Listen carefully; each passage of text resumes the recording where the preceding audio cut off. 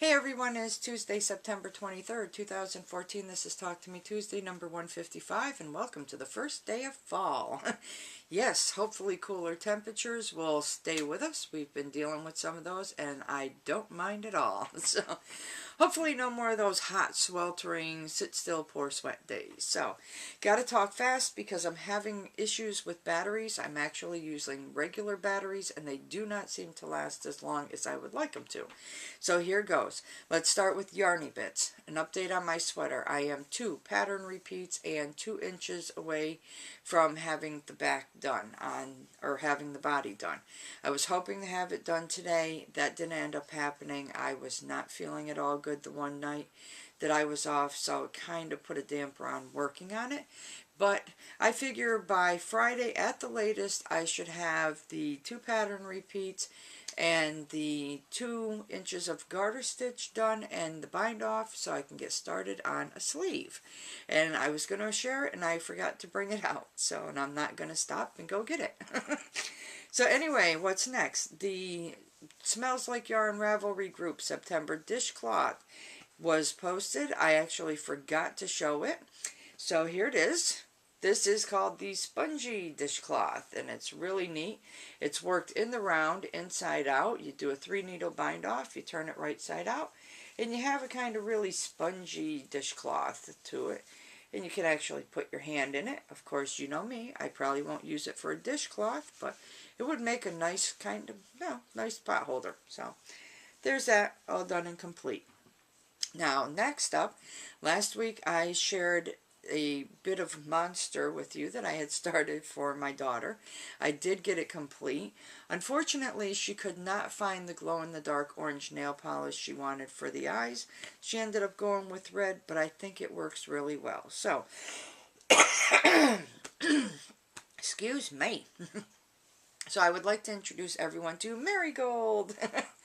Yes, my daughter named her Marigold. Marigold is actually done 100% with the magic loop method. Most generally, I do the main part of the body and the arms with that method, and then switch to DPNs for the legs.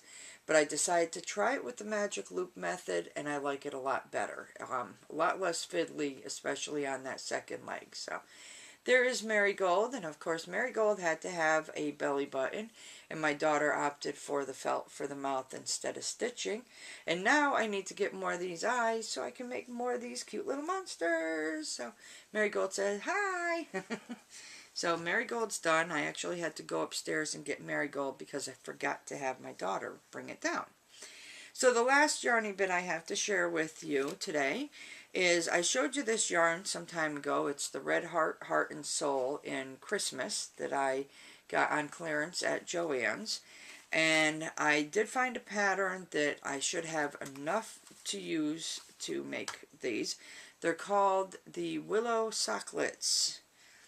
Alright, Willow Socklets? Yeah, Willow Socklets. So here it is. I am actually working on the foot part now. It's got a bit of a lacy pattern. It's kind of hard to see because it's so small yet. But I'm really liking the color of this yarn because it reminds me more of a vintage Christmas with the darker, more muted colors than the bright colors you get now. So, really like that. It's coming out really neat. Hopefully you will see at least one of them done, if not the pair done, next week. So now we move on to sewy bits. I'm actually considering taking the fabric I was going to do my project bag with and turning it into a pillowcase instead. I was thinking about it and I'm saying, I don't really have that many projects I do that are big, that would need a bigger bag, and what I'm actually putting my sweater in now would be fine. So I'm really considering using the fabric for a pillowcase, but I have to look at it, do some measuring, see what I can do to finagle it to make that work, but would definitely get more use as a pillowcase.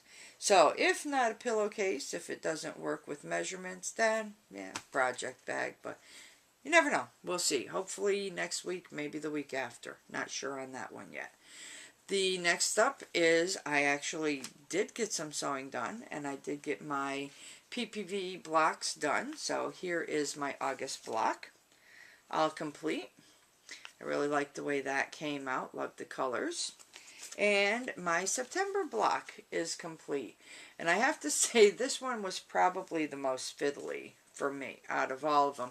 Just putting the little pieces together. Once I got those together, putting the main block together was nothing. But so there we have it. 2 more blocks ready to go. And we are 3 blocks away from completion. And I'm finding out now that I would have probably had enough of my background color to do all my blocks. But that's okay. Better to err on the side of caution than to run out and not be able to complete it. The only other thing I have to share with you, we went to Joann's again Saturday. I cannot, unfortunately, share a nice little haul with you because of battery issues.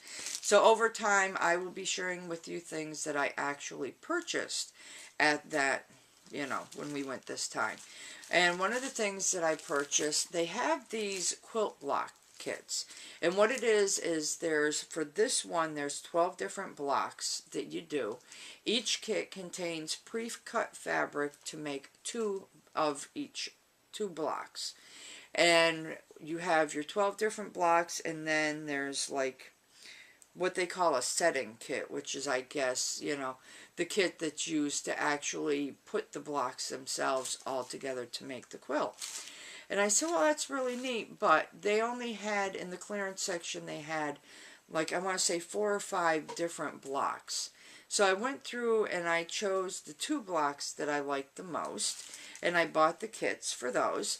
The first one, of course, is block number 1. I don't know how well you're going to see this because of the plastic, but there's that. This block number 1. If you don't see it, I'm going to show it to you. Anyway, so I've done one of those blocks so far. And here it is. And you don't see, they show you the fabric in the picture, but I think it's kind of neat. It's interesting fabric. Probably not something I would necessarily choose myself, but it's interesting to say the least. So there's that block. And the other one I chose is block number 3. And here is that block complete. And I still have enough to make 1 more of each block. And what I want to do first is take the measurements of each of the pieces and how many each piece is required for each block. So if I do decide to do more of these out of fabric I would choose, I can do that. But yeah, so there are those. And what I'm thinking of doing is taking them and getting a kind of a toned down background fabric and then something for the binding and making a couple of hot pads out of them. So really neat. So other than that, before my battery dies on me, I should probably go. So I do look forward to watching everyone's videos. I'm like a week behind in videos at this point in time because by the time I sit down, I start watching and I fall asleep. So I'm going to try and get caught up on those along with watching this week's videos. But yes, I do look forward to watching everyone's videos. And I do hope everyone has a wonderfully crafty week and a wonderfully crafty weekend. As for me, I'm out. I'm going to go get some sleep. I have to go to work tonight. And as for you, it's good morning, good afternoon, good evening, good day, whatever it is. I really do hope it's a great one. And I will see you all next week. Bye.